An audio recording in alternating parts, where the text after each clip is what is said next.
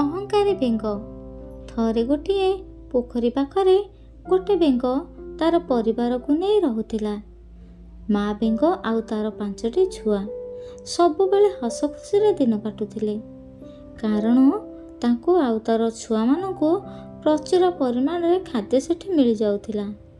ସେଥିପାଇଁ ଦିନକୁ ଦିନ ମା ବେଙ୍ଗର ଆକାର ବଢ଼ିବାକୁ ଲାଗିଲା, ଯାହାଫଳରେ ସେ ନିଜେ ମୋଟାପଣକୁ ନେଇ ଗର୍ବ କରିବାକୁ ଲାଗିଲା।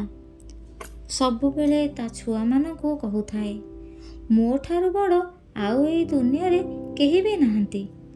ମୋ ମା ବେଙ୍ଗର ଛୁଆମାନେ ଖୁବ୍ ଦୁଷ୍ଟ ଥିଲେ, ତାଙ୍କର ବି ହସ ମଜାରେ ଦିନ କଟୁଥିଲା। ସବୁଦିନ ନିଜ ଘର ବାହାରେ ବିଭିନ୍ନ ପ୍ରକାରର ଖେଳ ଖେଳୁଥିଲେ। ସେହି ପୋଖରୀ ଆଖପାଖରେ ଆଉ କୌଣସି ଜୀବଜନ୍ତୁ ନଥିବାରୁ ତାଙ୍କର ମା ତାଙ୍କୁ ସବୁଠୁ ବଡ଼ ଓ ବଳବାନ ଲାଗୁଥିଲା। ଛୁଆ ବେଙ୍ଗମାନେ ମାଆକୁ ଯାହା ବି କରିବାକୁ କହୁଥିଲେ, ତାଙ୍କ ମା ସଙ୍ଗେ ସଙ୍ଗେ ତାଙ୍କୁ ସବୁ ସାଙ୍ଗେ ସାଙ୍ଗେ କରିକି ଦେଖେଇ ଦେଉଥିଲା। ଯେମିତିକି ଛୁଆ ବେଙ୍ଗ ମାଆକୁ ଝିଣ୍ଟିକା ମାରିବାକୁ କହିଲେ ସେ ଫଟାଫଟ ବୁଦା ଭିତରକୁ ଯାଇ ଝିଣ୍ଟିକା ନେଇ ଆସୁଥିଲା। ସେଥିପାଇଁ ଛୁଆମାନେ ମାଆକୁ ତାଙ୍କର ବେଶୀ ମାନୁଥିଲେ। ଛୁଆ ବେଙ୍ଗମାନେ ଦିନେ ତାର ମାଆକୁ କହିଲେ, ଆମେ ଏଇ ଗୋଟିଏ ଜାଗାରେ ଖେଳି ଖେଳି ଆଉ ଏ ଜାଗା ଭଲ ଲାଗୁନି, ଆମେ ଆଜି ଖେଳିବାକୁ ପାଖ ପଡ଼ିଆକୁ ଯାଉଛୁ। ମା ବେଙ୍ଗ କହିଲା, ହଉ ଠିକ୍ ଅଛି, ତମେମାନେ ଯାଅ, କିନ୍ତୁ ଦୂର ବାଟକୁ ଯିବନି ଆଉ ଘରକୁ ଶୀଘ୍ର ଫେରି ଆସିବ। ମା ପାଖରୁ ଏକଥା ଶୁଣି ଛୁଆମାନେ ଖୁସି ହୋଇଗଲେ। ମନ ଖୁସିରେ ଡେଇଁ ଡେଇଁ ସେ ପାଖ ପଡ଼ିଆ ପାଖରେ ପହଞ୍ଚିଲେ। ସେଠି ନିଜ ପସନ୍ଦ ମୁତାବକ ଖେଳିଲେ, ବୁଲିଲେ ଓ ବହୁତ ମଜା କଲେ। ଛୁଆ ବେଙ୍ଗମାନଙ୍କ ଭିତରୁ ଗୋଟେ ବେଙ୍ଗ ଖେଳୁ ଖେଳୁ ନିଜ ଭାଇ ଭଉଣୀମାନଙ୍କ ଠାରୁ ଅଲଗା ହୋଇଗଲା। ସେ ଡେଇଁ ଡେଇଁ ବିଲ ଆର ପାଖକୁ ଚାଲିଗଲା। ହଠାତ୍ ତା ସାମ୍ନାରେ ଗୋଟିଏ ବଳଦକୁ ଦେଖିବାକୁ ପାଇଲା। ବଳଦ ସେ ପଡ଼ିଆରେ ଘାସ ଚରୁଥିଲା। ଛୋଟ ବେଙ୍ଗ ତା ଆଖି ଖୋଲିବା ଦିନଠାରୁ ଏପରି ଏକ ବଡ଼ ମୋଟା, ଏପରି ଏକ ଭୟାନକ ଜୀବ କେବେ ବି ଦେଖିନଥିଲା। ବଳଦର ରଡ଼ି ଶୁଣି ସେ ଭୟଭୀତ ହୋଇଗଲା। ଭୟରେ ଦୌଡ଼ିବାକୁ ଲାଗିଲା ଏବଂ ଆଖି ପିଛୁଳାକେ ତା ଭାଇ ଭଉଣୀମାନଙ୍କ ପାଖରେ ଯାଇ ପହଞ୍ଚିଗଲା। ଛୁଆ ବେଙ୍ଗଟିର ଭୟରେ ମୁହଁରୁ କଥା ବାହାରୁ ନଥିଲା। ଅନ୍ୟ 4 ଭାଇ ଭଉଣୀ କ'ଣ ହୋଇଛି ବୋଲି ତାକୁ ପଚାରିଲେ। ଛୁଆ ବେଙ୍ଗ କହିଲା, ସେଇ ପଡ଼ିଆ ପାଖରେ ଗୋଟେ ଭୟାନକ ଜୀବ ଅଛି, ସେ ମୋତେ ମାରିବ ବୋଲି ଗୋଡ଼େଇଲା। ଏକଥା ଅନ୍ୟ ବେଙ୍ଗ ଛୁଆମାନେ ଶୁଣି ହସିବାକୁ ଲାଗିଲେ। ଭାବିଲେ, ଇଏ ଆମ ସହିତ ଥଟ୍ଟା କରୁଛି। ତେଣୁ ସେ ଛୁଆ ବେଙ୍ଗଟି ତା ଭାଇ ଭଉଣୀକୁ ସେ ଭୟାନକ ଜୀବକୁ ଦେଖାଇବାକୁ ନେଇଗଲା। ଦୂରରୁ ଥାଇ ଅନ୍ୟ ଛୁଆ ବେଙ୍ଗମାନେ ମଧ୍ୟ ସେ ବଳଦକୁ ଦେଖିବାକୁ ପାଇଲେ। ଠିକ୍ ଏତିକି ବେଳେ ବଳଦଟି ଆଉ ଗୋଟେ ଥର ହମ୍ବା ରଡ଼ି ପକେଇଲା।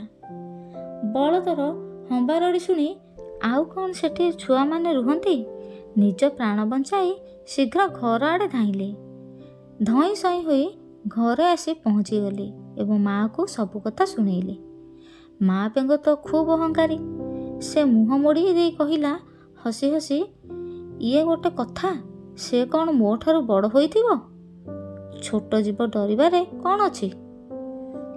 ମାଙ୍କ ଠାରୁ ଏକଥା ଶୁଣି ଛୁଆମାନେ କହିଲେ, ନାଇଁ ମା, ସେ ବହୁତ ବଡ଼।